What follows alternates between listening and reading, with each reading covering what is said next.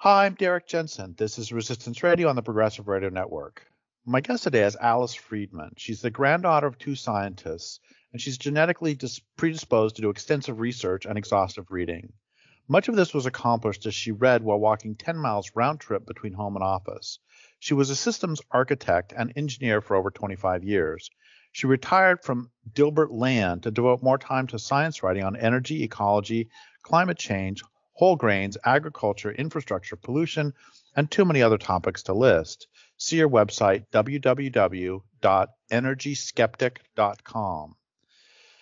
The past few years, she's come to see that fossil-fueled Western civilization will likely collapse from dozens of factors, especially oil, the master resource that makes all others possible, especially in transportation, since heavy-duty trucks, locomotives, and ships depend on diesel fuel. Manufacturing is also completely dependent on the high heat fossil fuels can generate to make cement, steel, microchips, glass, ceramics, bricks, and other essential products.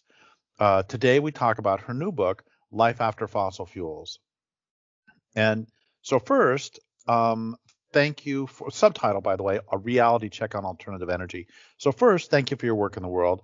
Second, thank you for being on the program. And third, thank you for the excellent interview you gave me, 3 years ago that was very important to my thinking. So thank you for all of that. Oh, you're welcome. So let's talk about your new book. What is Life After Fossil Fuels about? Well, I start with the premise that electricity is just one of the ways we use fossil fuels. And yet all you hear about is, wind and solar and nuclear to replace electricity. But what about the other 80% of the ways we use fossil fuels? I delved into transportation in my first book, When Trucks Stop Running, Energy and the Future of Transportation. And I talk about that again. That's the main thing you have to have, because you don't have manufacturing. You don't have anything else without getting goods to where they need to be delivered. But then this book goes also into manufacturing, which is essential to making everything around you. It goes into how fertilizer keeps 4 billion of us alive or more. I even question whether the electric grid can stay up with just wind and solar. And 500,000 products are made out of petroleum. So there's numerous things that need to be fixed, and I go into each one. Well, can hydrogen replace fossil fuels? Can power to gas? Can ammonia? Can nuclear? Electricity? Coal to liquids? In each of the 6 main areas, I look at how are we going to substitute something else for fossil fuels.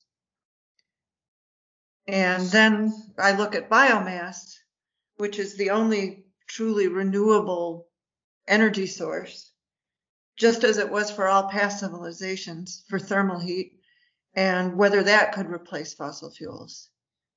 That's the grand overview. So you just said that that wood is the only truly renewable fuel, and a lot of the sort of mainstream climate activists like Suzuki or McKibben or Klein or Jacobson would disagree with that, and they would say that wind and solar are renewable and that dams are renewable, hydro is renewable. And so can you talk about why you would make that distinction?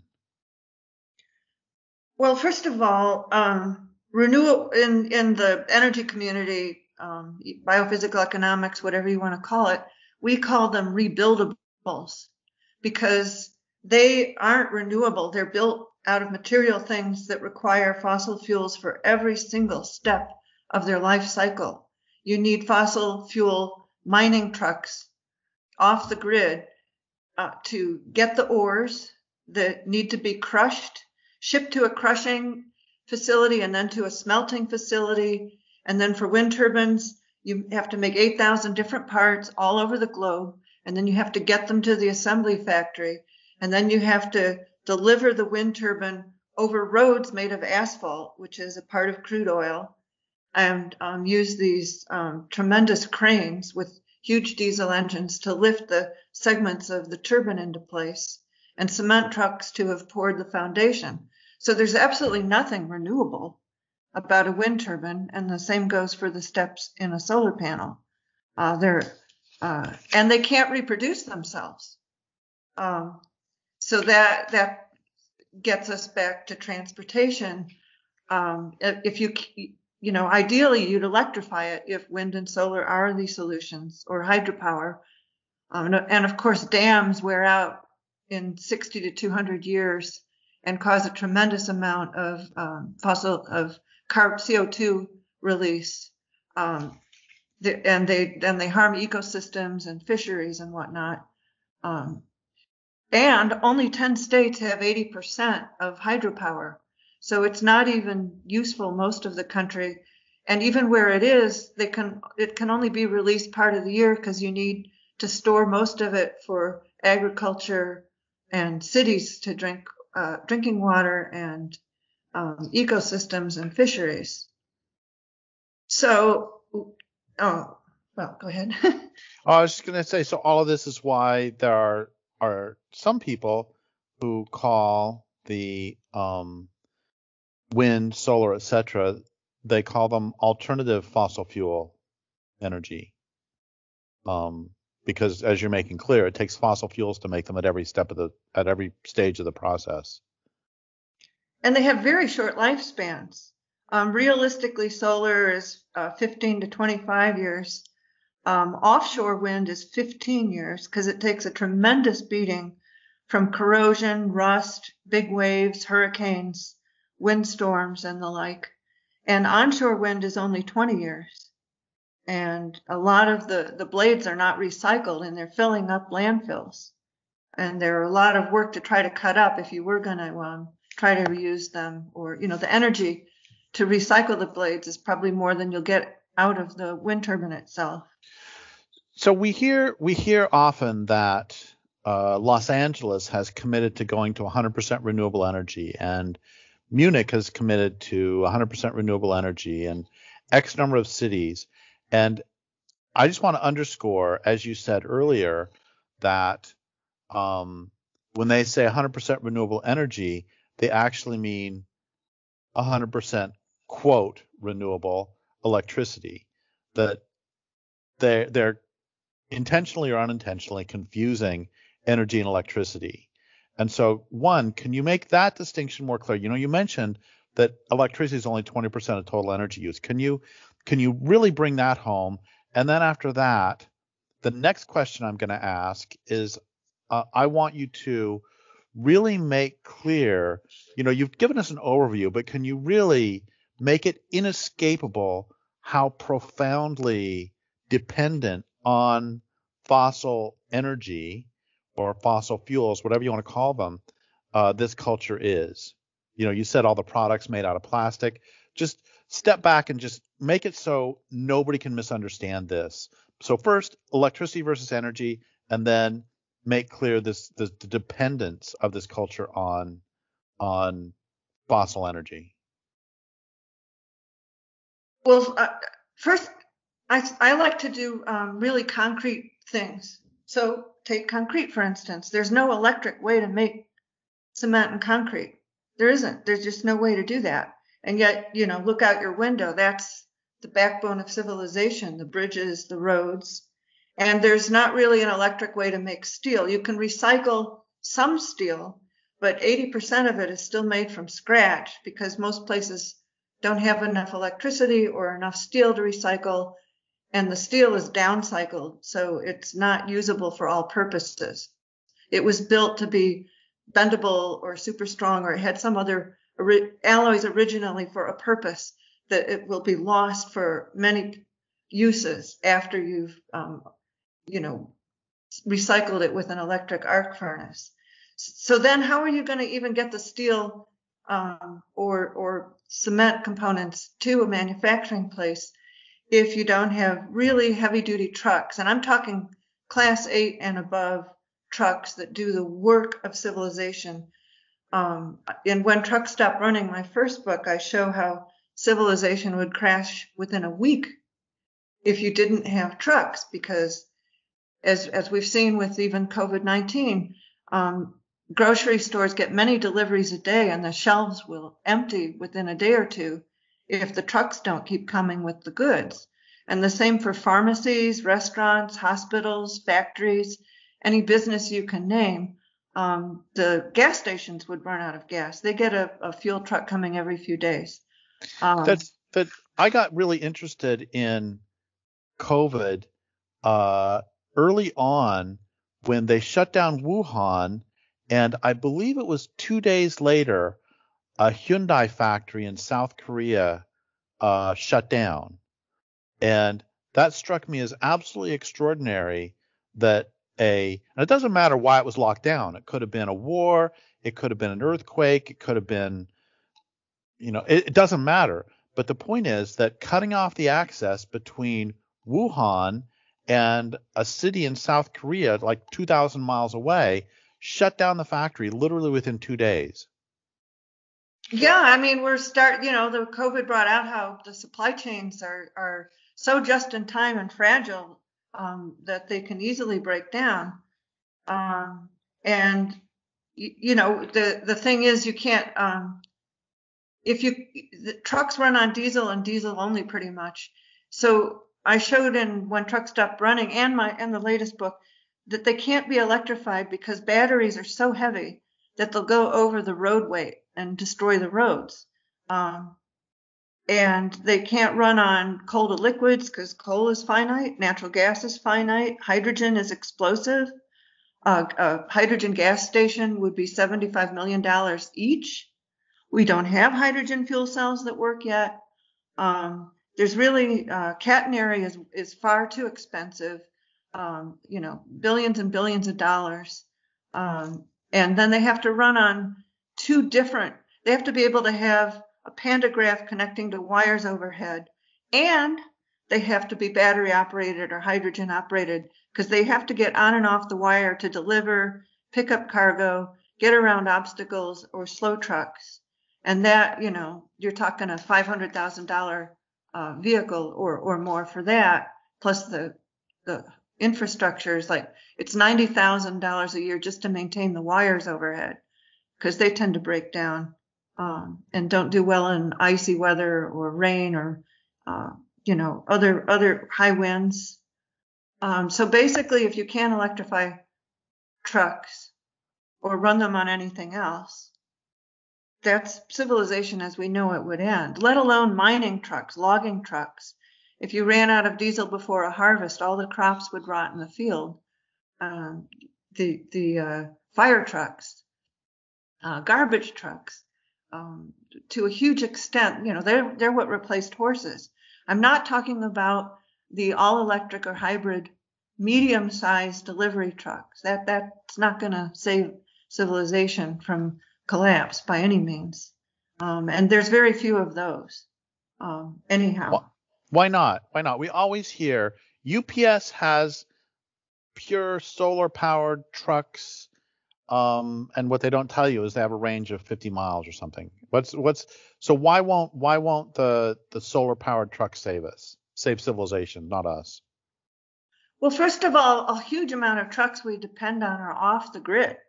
Mining, logging, firefighting, utility wire maintenance trucks. They're not anywhere near the grid. And the tractors and harvesters are on a very thin grid. There's not enough electricity to charge them all up in just a few weeks of planting or a few weeks of harvest. And they'd be too heavy. They would compact the soil so much that crops would be permanently reduced in how much could be produced. So if only those little delivery trucks were what mattered. They also cost twice or more what a diesel truck costs. So the only companies that have them are subsidized from the clean air programs, mainly in California and New York, for the difference between the cost of a medium delivery truck and an equivalent diesel truck. let alone that we don't have enough materials. Our laptops, our solar panels, wind turbines, computers, microchips, cell phones, they use like 100 of 118 minerals. And we're already seeing the peak production of many of them, or within the next, 5, 10, 15, 50 years, those will be, meanwhile, even if copper or whatever is available, the ores are declining in quality at the same time as energy is about to decline, and the worse the ore, the more energy you need to get the metals and minerals out. So you're not going to be able to make those medium duty trucks, solar panels, wind turbines, and so on, just from the sheer shortage of the various minerals required, many of which don't substitute for each other. Most of them don't substitute for each other, especially the rare earth metals. So everything, I'm going to go off topic here, but everything you're saying makes perfect sense and is not particularly cognitively challenging. And I don't mean that as an insult, because I say that the same is true for most of my work. It's not particularly cognitively challenging. I mean, all you have to do is look at, everything you're saying makes perfect sense. That's all I'm saying. Yet it goes against everything we hear all the time in the media. Can you talk about your perspective a little bit? And then I want to get back to back in your wheelhouse. But can you talk for a moment about why you think it is that your great analysis, is not on the front page of the New York Times every day, because it's one of the most important topics that exists? I mean, you would think when the entire society is built on this, and it is A, finite, and B, incredibly harmful to use, you would think that the responses to it would be commensurate with what we're facing. Well, that's a book in and of itself about why that's going on. I'd say I've been involved with two peak oil task forces for the city of Oakland, San Francisco, Portland had one. Many cities developed when the local level government realized what was going on. They formed task forces, but at the same time they said, "Wait, you're telling me you have a problem for which you have no solution," because obviously the solution is to consume less. No one wants to hear that. They won't get reelected on that. Jimmy Carter said we need to put on more sweaters and conserve for future generations. And Mr. Morning in America, Reagan, came along, and that was the end of that kind of thinking. So politicians don't really like to address it because it's not a solvable problem, and it makes them sound grumpy, and people don't believe them anyhow. My God, you look at QAnon. I would say a lot of why there's not more awareness is the Americans are particularly scientifically ill-informed compared to the rest of the world, and mathematically challenged, and even literacy challenged. We're at the bottom of the developed countries, even though we're the wealthiest country that's ever existed or ever will exist because of our fossil fuels and other resources. So there's tremendous pressure against speaking out on it. And then I also see the problem is climate change has dominated everything. Rockstrom and others wrote about there's 9 different boundaries we must not cross or we risk extinction. And climate change is just one of them. We're driving species extinct, biodiversity, the nitrogen cycle's out of hand. The there's so many other ozone depletion. There's so many other areas. And so the New York Times mentioned climate change 15,000 times in the past 5 years, and they only mentioned peak oil 9 times. So the awareness isn't there for the public. I have a post called "Why Do Political, Economic, and Environmental Leaders Deny Peak Oil, Climate Change, and so on," that has like about 60 more reasons why this isn't being addressed. But that brings me to maybe the main point, what I should have made at the outset, which is that time is running out. There are independent energy agencies in Europe and the United States that are not political. They're there to inform their government of the status of energy. And the European Energy Agency stated that in 2008, conventional oil peaked in production, and that's I'm sorry. Can you talk about what that means? Peak oil, the energy production peaked. Please explain that for people who this might be the first time they've heard it. Sure. Since 1860, when the first oil well was drilled, you look at a chart and it goes up and up and up and up and up. Now, we know that the Earth isn't a giant gas tank periodically refilled by the petroleum god. So at some point, there's going to be a peak of oil production worldwide, and then it's going to start to drop in production. That doesn't mean we're out of oil. It means we have half the oil, although it's more difficult oil to get out. That will take longer. But, we've reached the halfway mark once oil peaks, and then you're going downhill. Well, once you start going downhill, you're in big trouble. When I'm old enough to have been in college in the first 2 oil crises, and the government came up with a rationing plan to try to cope with what was thought back then to be the peak of oil production, which turned out not to be true. But the plan back then was to allocate everything agriculture needed off the top, and only after then would other critical entities be rationed oil with the public at the bottom. So we have reached the top. According to the European International Energy Agency, conventional oil peaked in 2008, and the United States Energy Information Agency included unconventional oil and conventional, and they say that oil production worldwide peaked in 2018. And they also included tar sands, fracked shale oil, and deep sea oil.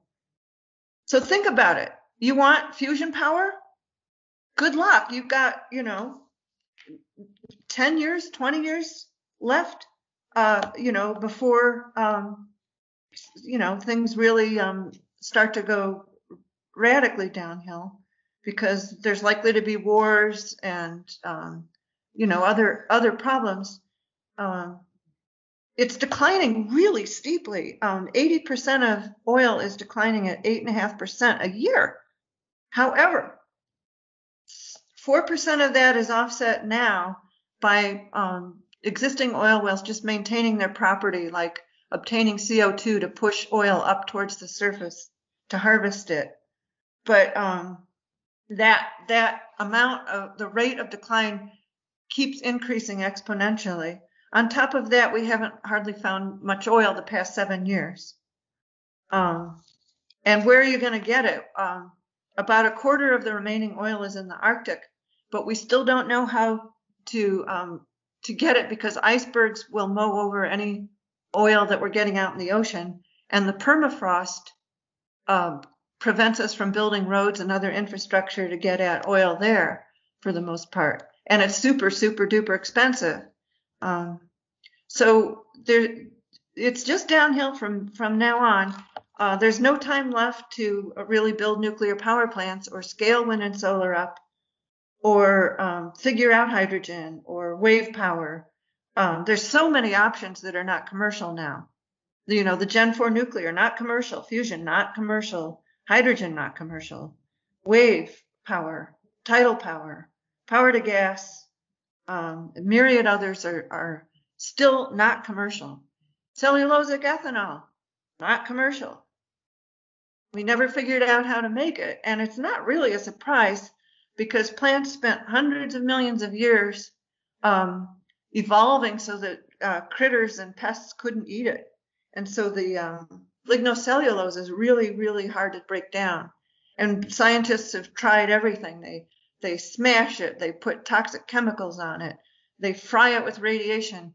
It sounds like plant torture when you look at all the ways they've tried to break the cellulose down to get the sugars out to make ethanol, which, by the way, does nothing for you because trucks can't run on ethanol. They can only run on diesel. They can't run on diesel haul. They can't run on gasoline. So ethanol and cellulosic ethanol are pretty much a waste of time and energy. So we're out of time. So no matter what I say, think about it. We're out of time. Even if I don't convince you that wind and solar and hydropower and nuclear aren't renewable, it's tick-tock.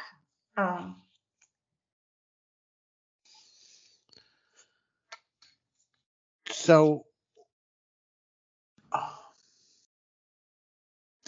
I just want to add in, you're talking about all these different forms of energy being not commercial, and you mentioned wave energy, and I just want to add in that all of those, as well as being not commercial, they all have their own environmental costs as well. Yes.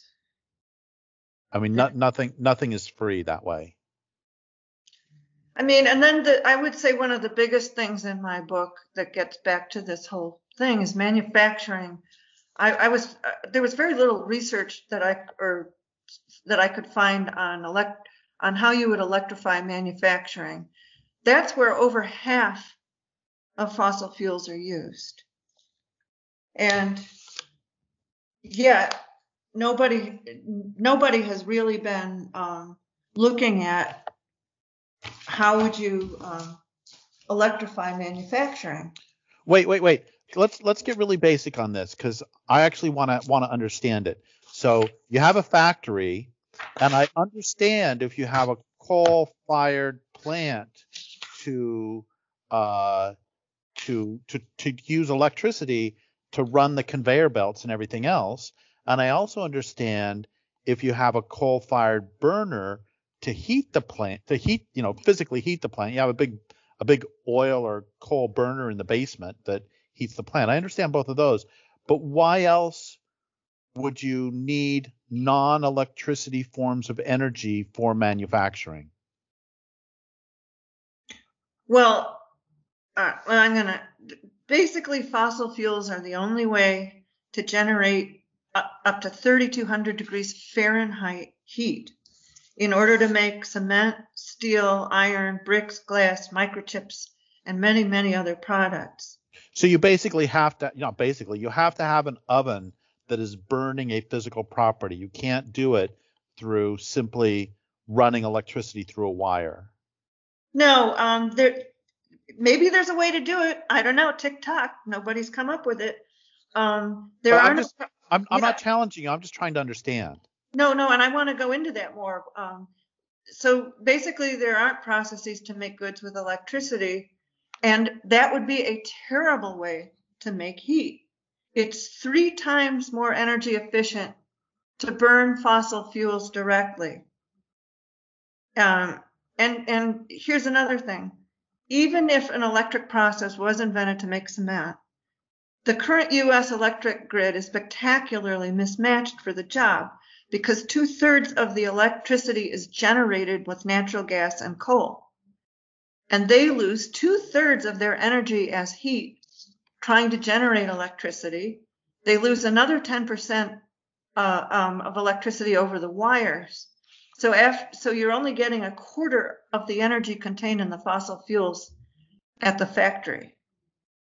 And so then it's like, well, why don't we use geothermal? Well, no, that only gets up to 380 degrees. Nuclear power only gets up to 572 degrees. A solar parabolic trough up to 752. So, let's say you came up with some way to generate high heat that I haven't mentioned. Then what? You're going to move the factory next to the Gen 4 nuclear power plant? Because heat doesn't travel. It doesn't travel far at all. And you can't store the heat. You would have to move every damn factory in the world next to a few hundred nuclear power plants or whatever contraption you came up with. Thank you so much for this. You're really helping me understand this. So the way I know almost nothing about cement factories except that they're in these big kilns, I think. So and they also put out a lot of smoke. So what happens inside a cement factory is they burn oil, they burn coal or something that they burn coal to make it, and the coal also gives the concrete better properties than wood charcoal would. Wood charcoal would be another way to do it, but the quality of whatever's made with charcoal isn't nearly as good as it is with coal.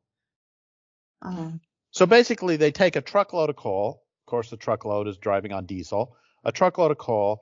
They dump it in the building, and then they scoop it into a big furnace, and then that is used to heat up the materials that are used to make cement. Is this the cement making for dummies version? Yeah, and the kilns are really, really huge, which makes them hard to electrify as well. And they can run for 20 years, and they have to keep running, because if they ever stop, then it breaks the brick lining inside. And so just imagine intermittent electricity trying to make something like cement or something where the kiln has to stay hot and run all the time. That's true with chemical factories and other factories that are around the clock.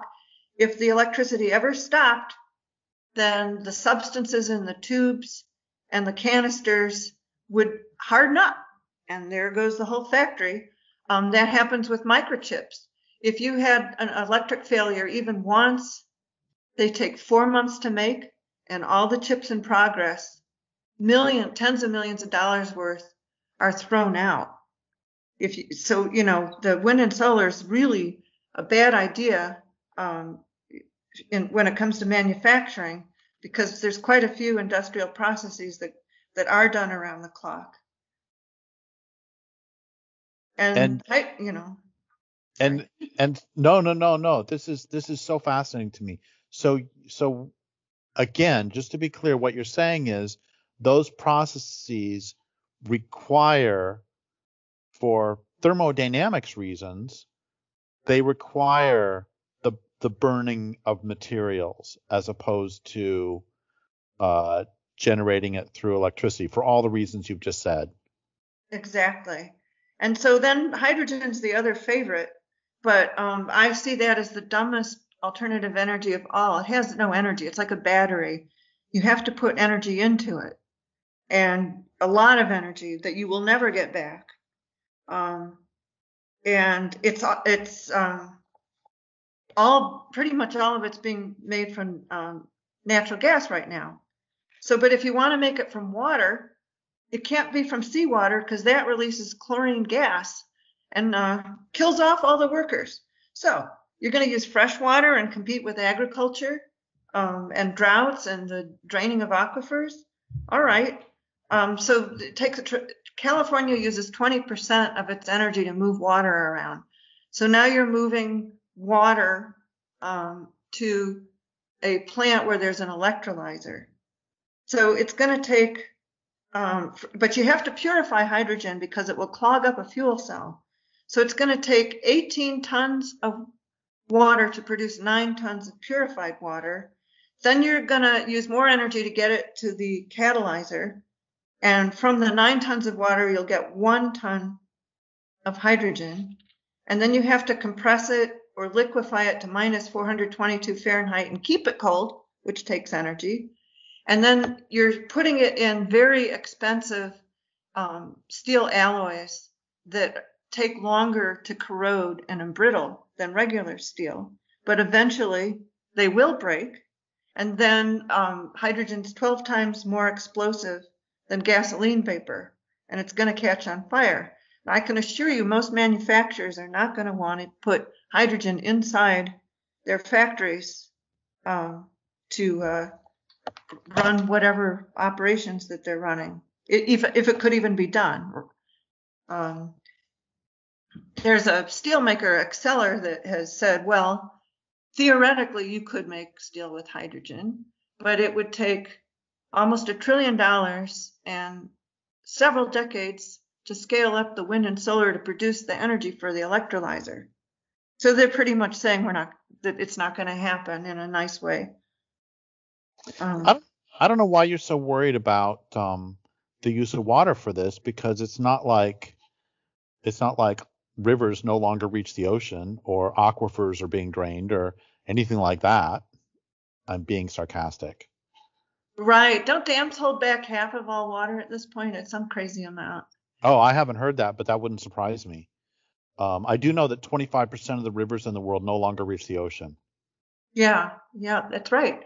Probably the Colorado River is one of them. Oh, it absolutely is one of them. Yeah. Anyway, so how are wind and solar going to make themselves? They can't run trucks and they can't run manufacturing facilities. The manufacturers, if let's say some green energy country said, no, you got to use hydrogen or electricity, they operate on razor thin margins internationally. They would either go out of business or they would move to a country that still had fossil fuels. So it's economically not going to happen, let alone physically, from the fact that there's no way to do it. There's little time left to even figure out a way to do it if peak oil did indeed peak in 2018.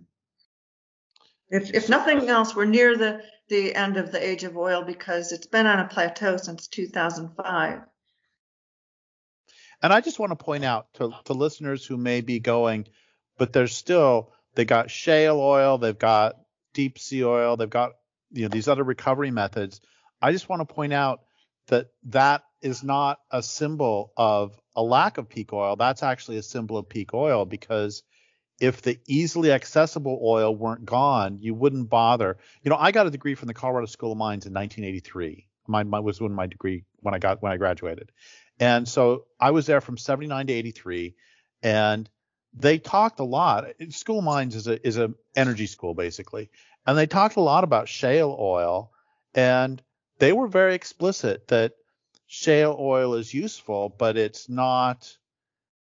completely absurd to try to get shale oil when you can just scoop it up in Pennsylvania, or when you can just drill for it in Texas or Kansas.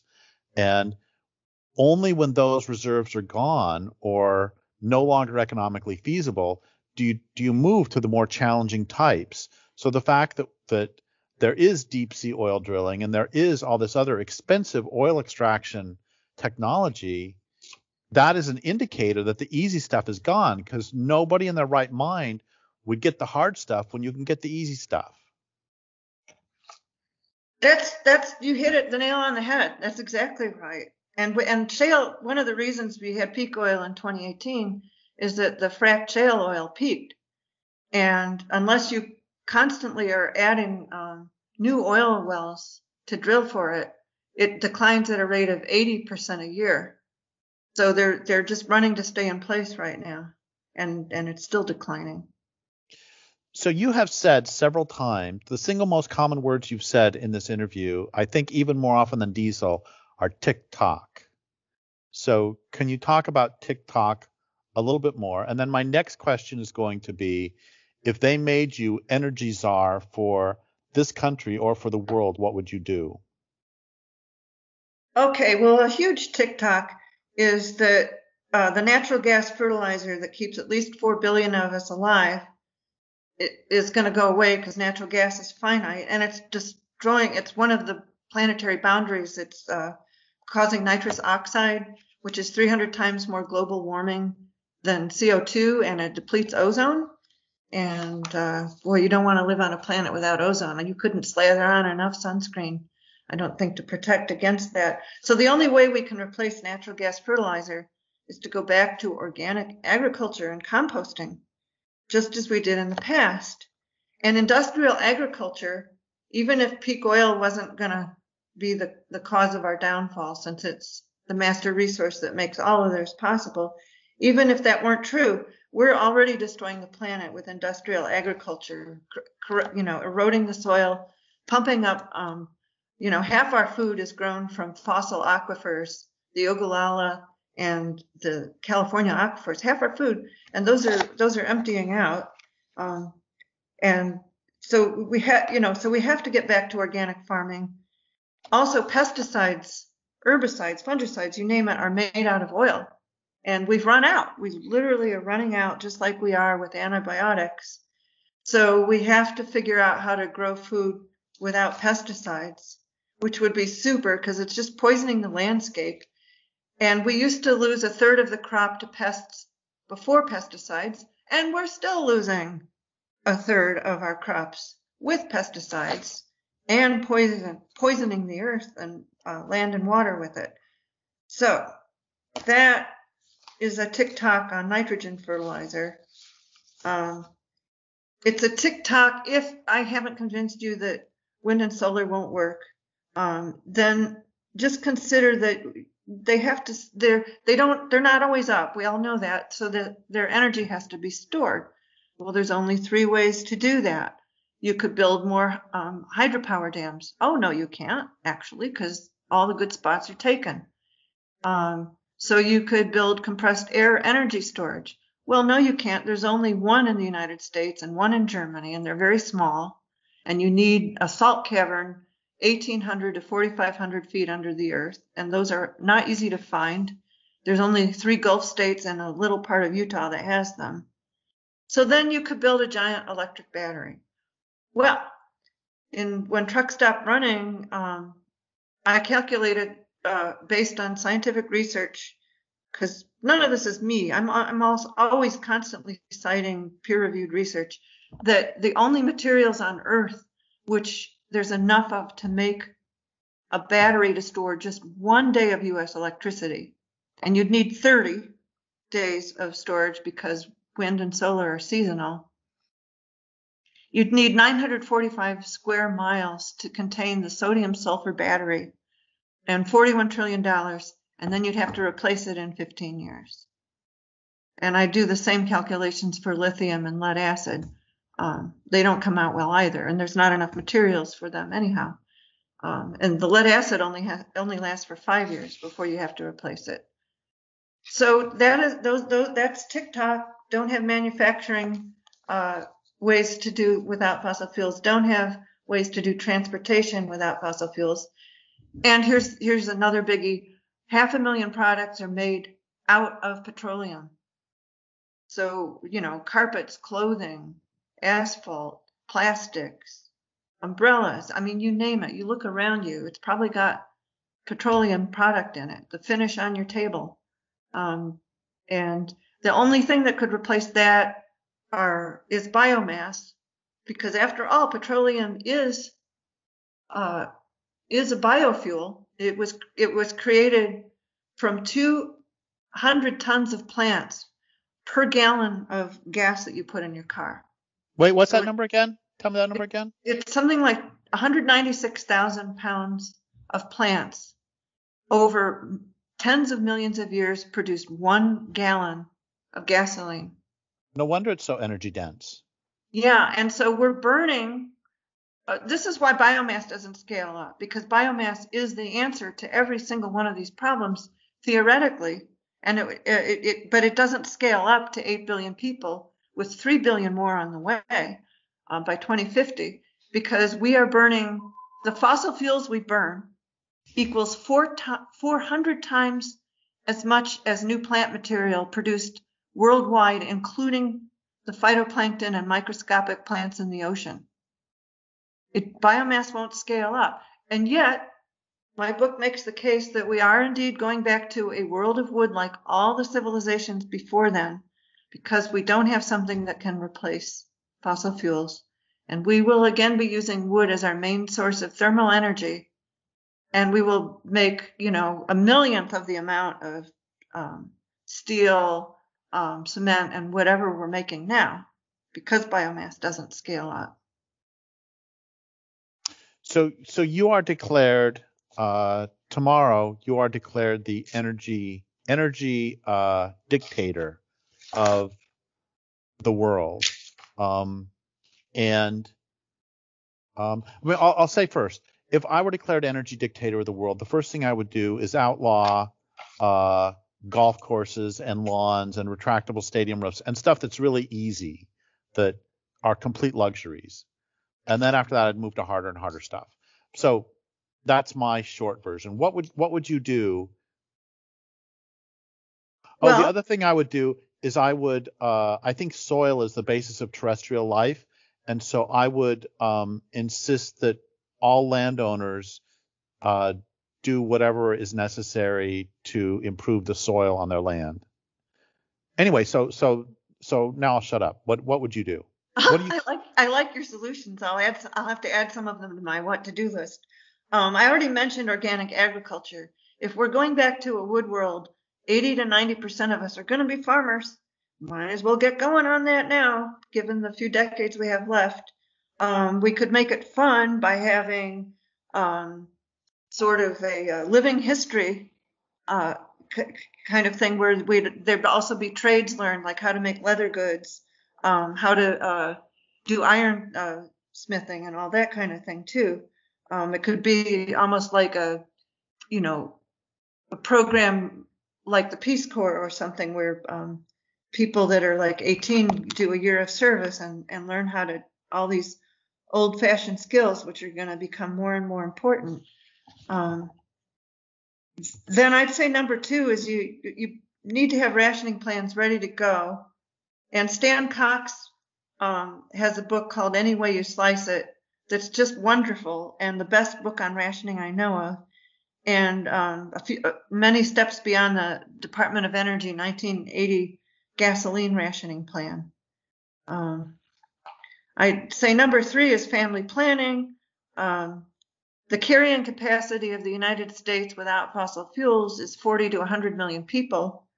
And worldwide, it's probably 1 billion people. So you'd really want to make birth control and abortion free, tax more than one child, that sort of thing. I know that won't happen, but I have to say it. Well, here's something that just kills me, is that I get accused, because I write about how this culture is not sustainable. The first response so often is, oh, you want to kill 6 billion people. And my response is always, no, I want for us to face the predicament, because the population will be lower, and every cell in my body wants for that to be as little pain as possible. So the more we repair, the better we'll be. And you're the one who wants to go full speed ahead and, basically forget every future generation. Yeah, I mean, the thing is, like a lot of people have written about, the whole capitalist system is built on endless growth, which was only made possible by fossil fuels. Before that, we were in a steady state because there's only so much land to produce stuff. So we're just taken for granted that we're going to keep growing. And our economic system is not so much based on money, but credit and debit. So you borrow money because the lender knows you're going to be able to pay it back because you're going to grow. And so I hope I'm Herman Daly, there's probably people that have come up with a steady state system, but that, like the rationing, needs to be ready to go because we're not going to keep growing. I would build more permanent infrastructure for our future generations, like Roman roads of stone, which still exist over 2,000 years later. Oh, and then another huge one that goes way up at the top is getting rid of nuclear wastes, because future generations won't have the energy to do that, to bury them hundreds of feet underground. And if we don't get rid of the wastes, there's hundreds of thousands of years of toxic radioactivity that the descendants are going to have to cope with, which is just so wrong and unfair. It's the least we could do for them, especially since nuclear power isn't going to be able to solve any problems anyhow. So we're running out of time here, in not in the big scale, in the small scale, and so can you give us like a couple things? One of them is, in the last minute, can you sum up for us, and also can you tell us A, how people can get your book, B, your books plural, and B, what website or websites they can go to learn more about your work? Okay, almost all the material in my book is at energyskeptic.com, but it's scattered about. However, I have a post called Updates to Life After Fossil Fuels, and within it you can probably more quickly find out which post most comes close to a chapter within the book. I also thought I should mention the good news about the decline of fossil fuels. Over a dozen geologists wrote papers plugging in realistic amounts of fossil fuel reserves into the IPCC models, which do not model the decline of fossil fuels at all. I know, that blows me away. In fact, their worst case scenario that everyone thinks is going to happen requires a 5-fold increase in coal by 2100. Well, world peak coal probably happened in 2013, and it happened over 10 years ago in the United States, and we had the most coal in the world. So we're not going. So anyhow, they think that the worst case scenarios were pathways 2.6 to 4.5, and if oil didn't indeed peak in 2018, it may be the lower one of the two, the 2.6. And keep in mind, the IPCC states that it takes 30 years to remove half of CO2, and then another 30% within a few centuries. And the remaining 20% will stay around for many thousands of years. So climate change is going to continue to get worse, but it's not forever. It's not going to drive us into extinction. And we don't have to worry about robots and artificial intelligence either, because there's no energy to do that. As far as getting my book, Springer sells it, and it'll take you to the European site unless you specifically ask for United States. And then they'll charge you $30 for delivery. So Amazon sells it the cheapest, and yes, they're the evil empire, but they have the lowest prices that I know of for my book. So one last thing, and I hate it when people ask me this, so I'm sorry, and you don't have to answer this if you don't want, but you talk about, TikTok. When do you think, I know again this is a sucker's bet, but when do you think that the trucks will probably start faltering, and when do you think that that stuff that the grocery stores will start emptying a little bit? Well, I think it'll happen very regionally. Some countries are going to fare worse than others. I think overall we could be down to half of our oil we produce today by 2035, or if the decline rate accelerates, or there's wars, or oil gets choked off in the various oil choke points like the Suez Canal in the Middle East, or there's war in the Middle East, which is where 2/3 of the remaining oil is. 2/3. You can't count on Russia to produce more. They're a corrupt mafia totalitarian state, and they're on the edge of the decline of their oil. So are we. So Middle East is where it's at. So that's and China has the largest navy in the world. So I think we built our huge military back in the 70s in anticipation of oil shortages, and we're not going to get it militarily. What a waste of the remaining oil. There's so many factors is what I'm saying. But I would say by 2030 or before, both energy agencies see oil shortages by 2025. But it won't happen overnight.